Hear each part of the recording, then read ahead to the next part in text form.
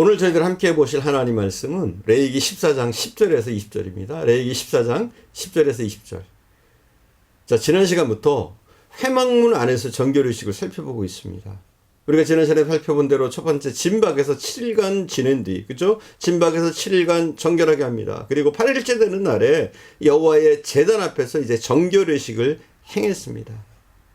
물론 7일간의 시간도 중요하지만 이 8일째 되는 날 여호와 앞에, 번제단 앞에, 예배 앞으로 나오는 것, 이거 중요하다는 거예요. 그리고 이 제8일의 신앙은 바로 우리 부활신앙과 직결된다, 이런 말씀을 드렸습니다. 두 번째로 회막문 안에서의 정결의식은, 두 번째는 제물의 피와 기름을 정결케 되는 사람에게 발랐습니다. 제사장은 먼저 피를 나병에서 깨끗함을 받은 사람이 오른쪽 귀부리와 오른쪽 엄지손가락과 오른쪽 발가락에 발랐습니다. 피를 바른 것은 그의 속죄를 상징하는 겁니다. 그리고 귀와 손가락과 발가락은 몸 전체를 대표하는 끝부분입니다. 그러니까 몸 전체에 바른 것과 동일한 거죠. 특별히 귀 부리에 바른 것은 하나님의 말씀을 듣고 순종하는 것을 뜻합니다. 그리고 오른 손과 발에 바른 것은 그의 행동이 하나님의 말씀대로 행할 것을 상징하는 겁니다. 또 모두 우편에 발랐어요. 이것이 모두 우편인 것은 듣는 것과 행하는 것의 완전함을 상징합니다. 손과 발의 엄지발가락은 그의 행함의 으뜸을 가리키는 겁니다. 기름도 같은 방법으로 발랐습니다. 기름은 헌신을 뜻합니다. 길은 헛된 말과 거짓말과 부정한 것을 듣는 통로이기 때문에 귀부리에 피를 발라 이런 추하고 더러움에서 정결함을 받아야 했습니다. 우리의 길을 우리는 십자가의 보혈로 정결하게 씻어야 합니다. 또한 귀부리에 기름을 바른 것은 하나님의 말씀을 듣는 것을 기쁘게 여기고 옳은 말, 선한 말을 듣는데 헌신하는 지체가 되어야 함을 뜻합니다. 우리가 죄를 범하는 오른손입니다. 부정한 길, 악한 길에 들어섰던 발입니다.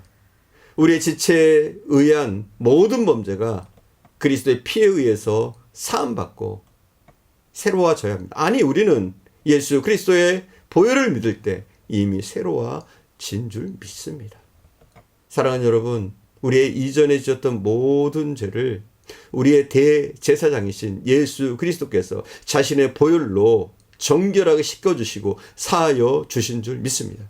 그러므로 한번 회개한 죄에 대해서 고민하거나 죄책감에 사로잡히지 말아야 합니다. 이제는 우리는 씻김받은 성도입니다. 우리는 성결한 삶을 살고 정결한 정결한 손과 발이 되도록 더욱더 기도하면서 힘을 써야 합니다. 또한 기름을 바른 것은, 이 기름은 성령을 상징합니다. 먼저 속건 희생의 피를 바르고 기름을 바른 것에 주의해 보아야 합니다. 먼저 어떻게 했다고요? 속건 희생의 피를 발랐습니다. 그 후에 어떻게 해요? 동일하게 기름을 바른 겁니다. 즉 그리스도의 피는 성령의 역사의 기초입니다. 성령의 역사와 은총은 먼저 예수 그리스도의 피를 믿는 사람에게 임하는 겁니다. 예수 그리스도의 피를 믿지 않고 성령이 임한다는 것은 있을 수 없습니다. 예수 그리스도를 믿지도 않는데 성령이 임했다. 이건 성령이 아니라 악령인 것이죠. 예수 그리스도의 대속의 죽음을 믿지 못하는 자에게는 성령의 체험이 없습니다. 먼저 예수 그리스도의 대속의 죽음, 그 피를 믿어야 우리는 성령의 체험을 하게 됩니다. 에베소서 1장 13절에 보면 주 안에서 먼저 믿고 그 후에 약속의 성령의 인치심을 받으라고 말씀하고 있습니다. 그러니까 우리가 먼저 믿음을 가질 때, 예수 그리스도를 굳게 믿을 때, 그의 보혈의 능력을 믿을 때, 구원의 은혜를 믿을 때 우리는 성령의 인치심을, 성령의 임하심을 경험하게 되는 겁니다. 사랑하는 여러분, 죽었던 우리를 살리셔서 하나님의 자녀를 삼아 주셨습니다. 이제는 온전히 우리 자신을 하나님께 맡기고 바쳐야 합니다. 사도 바울은 우리를 그리스도의 피로 사신바 되었다 말씀하고 있습니다. 사신바 되었다. 우리는 예수 그리스도의 피로 사신바 되었습니다. 우리는 예수 그리스도의 피값으로 피값을 지불하고 산 존재들입니다. 이제 우리의 온몸을 우리 구주 예수 그리스도를 위해서 귀하게 쓰임받도록 해야 됩니다. 그리고 이 정결의식은 제사장의 위임식 예식과 똑같습니다. 제사장을 위임할 때 드렸던 예식과 똑같단 말이에요. 이게 무슨 의미일까요? 문둥병 환자였지만, 나병 환자였지만 씻김 받고 정결하게 되었으면 하나님의 일을 온전히 맡아서 하는 제사장과 같은 그런 위치가 되었다는 그런 뜻입니다. 쓸모없는 인간인 우리들을 주님의 자녀로 삼으시고 왕 같은 제사장으로 불러주셨습니다. 그 은혜에 감사해서 참된 헌신과 충성을 다하는 것은 어쩌면 너무나 당연한 일입니다. 자, 그리고 세 번째로 번제와 소제를 드렸습니다. 정결함을 받은 사람은 번제와 소제를 하나님께 드리라고 하십니다. 번제와 소제는 하나님의 용서와 사랑과 은혜에 대한 예배와 감사의 제사입니다. 번제는 예배입니다. 또 소제는 감사입니다. 즉 예배와 감사. 나의 죄로 인한 부정함에서 정결함을 받았고 하나님의 자녀로 인쳐주신 데 대해서 끊임없는 감사를 드려야 합니다. 예배와 감사, 이것이 성도의 삶입니다. 하나님께 예배 중심으로 살아야 합니다. 또 우리는 범사에 감사하는 삶이 되도록 힘써야 됩니다. 우리가 구원받은 자라면, 하나님의 은혜를 입었다면, 예수 그리스도의 보혈의 능력에 감사한다면 우리는 그렇게 해야 된다는 거죠. 또 감사하는 마음은 입술로만의 감사를 그쳐서는 안 됩니다.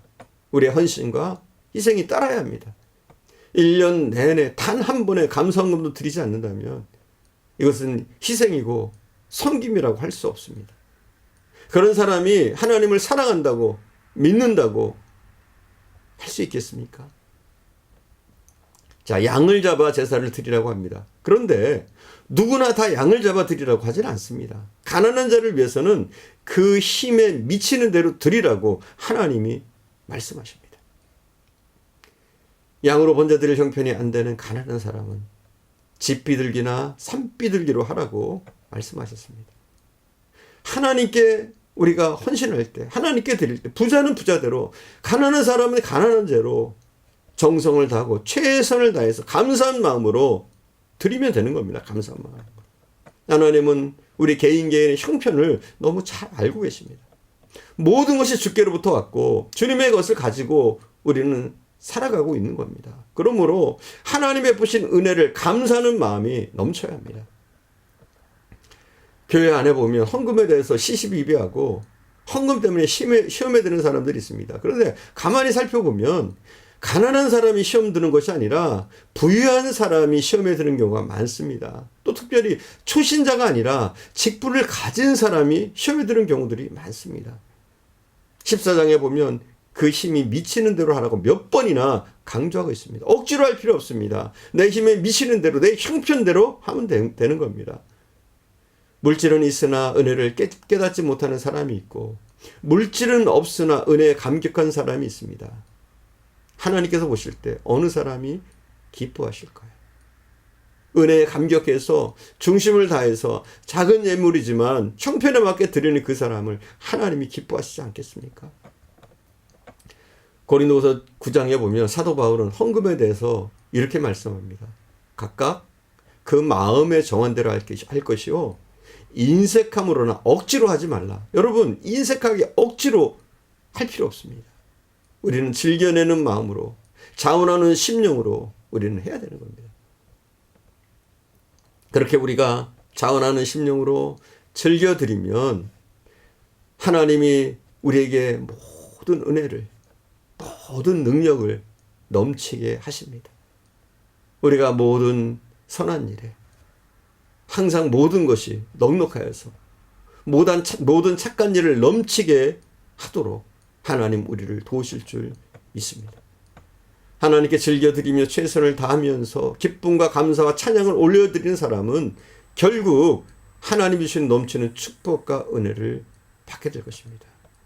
사랑하는 여러분, 우리는 제8일의 삶을 살아야 합니다. 우리는 죽었다가 살아난 사람들입니다. 죽음의 그늘 아래 있다가 이제는 부활신앙으로 다시 회복되고 다시 새롭게 예수 안에서 사는 사람들입니다. 부활의 확신을 가지고 현실이 어둡고 답답해도 우리에게는 생명이 있음을 우리는 기억해야 될 줄 믿습니다. 우리에게는 소망이 있습니다. 예수 그리스도를 붙잡고 나갈 때 우리가 어떤 상황, 어떤 갑갑한 상황에 직면했다고 할지라도 넉넉히 이기하시고 승리하실 줄 믿습니다. 우리는 우리가 가진 것대로, 우리의 믿음대로 늘 자원하는 심령으로 자발적으로 예배와 헌신과 감사로 나갈 때 하나님께서 넘치는 은혜와 축복으로 우리에게 더하여 주실 줄 믿습니다. 기도하겠습니다. 사랑하는 주님, 우리에게 죄 8일이 있게 하심을 감사드립니다. 죄와 사망으로 죽을 수밖에 없던 우리들이, 이미 죽은 자였던 우리들을 예수 그리스도의 보혈로 살아나게 하심을 감사드립니다. 우리가 예수 그리스도를 믿을 때, 그 피를 믿을 때 성령이 우리를 인치시며 성령이 우리와 동행하심을 믿습니다. 주님, 우리가 입술로만 감사하다고 고백하는 것이 아니라 우리의 헌신과 우리의 봉사로 정말 하나님을 사랑하고 있음을, 하나님의 그 은혜에 감사하고 있음을 고백할 수 있는 저희들 되어지게 하옵소서. 더욱더 하나님의 나라를 위해서, 그 뜻을 위해서 수고하고 애쓸 때 귀한 성도들 지치지 않게 하시고 하나님 주시는 소망이 넘치게 하시며 하나님 더욱더 축복하셔서 부활의 은혜가 넘치게 하시고 성령으로 충만하게 하시고 또한 하나님이 예비하신 은혜와 축복을 받아 누리는 삶을 살아갈 수 있도록 역사하옵소서. 오늘도 함께 하시는 주님께 감사드리며 우리 구주 예수님의 이름으로 기도드립니다. 아멘.